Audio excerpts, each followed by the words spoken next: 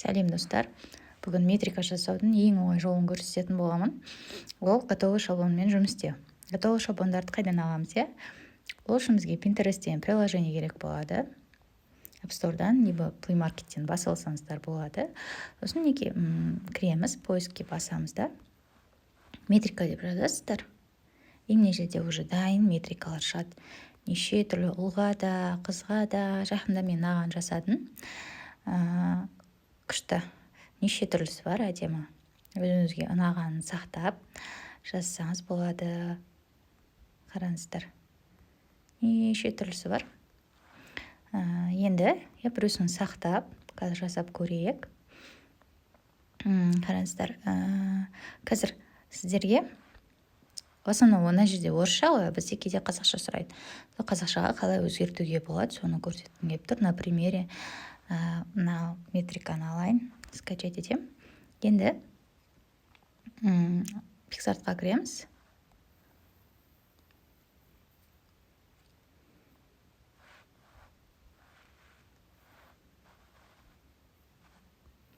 Плюсті басып метрикамыз таңдаймыз. Енді рисоватьқа кіреміз. Рисоватьқа кіреміз да кисті таңдаймыз.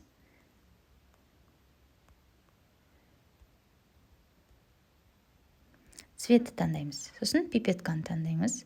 Пипетканы таңдаған кезде мына фонды таңдаймыз да. Так. Енді өшіреміз. Өстіп қолымызбен осылай бәрін өшіріп шығамыз. Сантиметр дегенді, грамм дегенді бәрін өшіреміз. И сол кезде просто қазақша жазуға болады.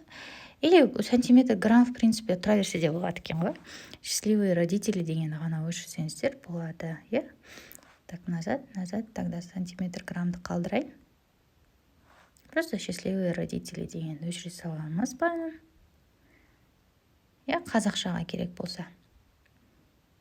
Қалғаны тұра береді. И дегенді де өшіре салайын. Неке все, готово. Далее деп сақтаймыз. Потому что мен қазір айфонда жасап жатырмын да, айфонда қазақша шрифттер шықпайды. Енді фонтоға кірем да, альбомға кірем да, жаңағы сақтаған неке метрикамды аламын. Енді осыған жазамыз, например, айкөркем. Фонт дегенге кіреміз да, шрифт таңдаймыз, неке айкөркем, стиль. Стиль желательно осы жерде бар цветтерді пайдаланған дұрыс. Например, на розовый бантик, розовый екен. Минимаустың. Соны пайдаланамыз. Айкөркем. Енді мына жерге сантиметр жазамыз, например, 53. 53. Тексті жазған кезде уже желательно басқа шрифтпен жазған дұрыс. Бөлек шрифтпен. 53. И цветі тоже басқа цвет болған дұрыс. Стильге кіреміз да.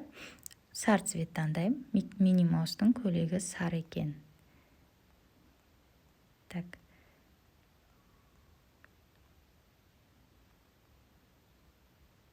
Мына жақтан регулировка жасаңыздар болады, былайдан қозғалтып. Все, осы цвет ұнап тұр. 53. Размерін үлкейтсек болады тағы да. 53. Енді килограммды басамыз үстін. Например, 3 келі 200, 3 келі 200. Енді оны айналдырамыз.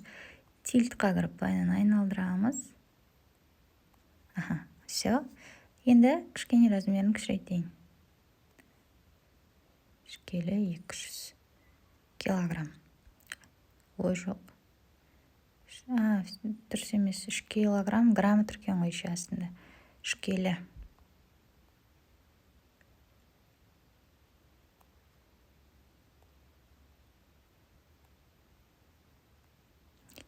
Үш килограмм, 200 грамм.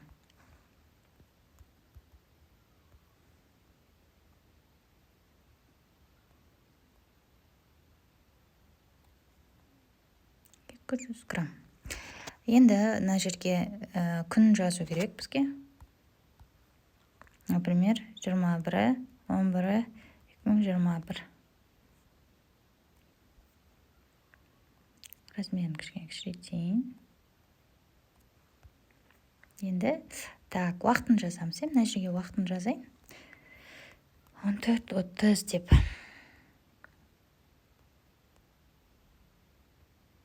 Үлкейтеміз. Неге 14:30? Енді бақытты ата-ана, иә?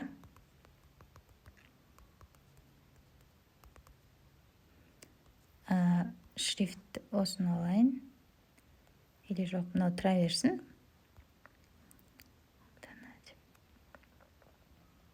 Размерді кішірейтейін кішкене. Бақытты ата-ана. И мына жерге мамасын, папасын аты. Марат, Мирей, иә, например. И басқа шрифт таңдаймыз да. Цветін басқа аламыз. Бағана розовый цвет таңдайын.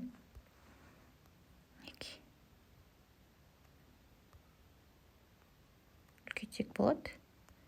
Кішкене.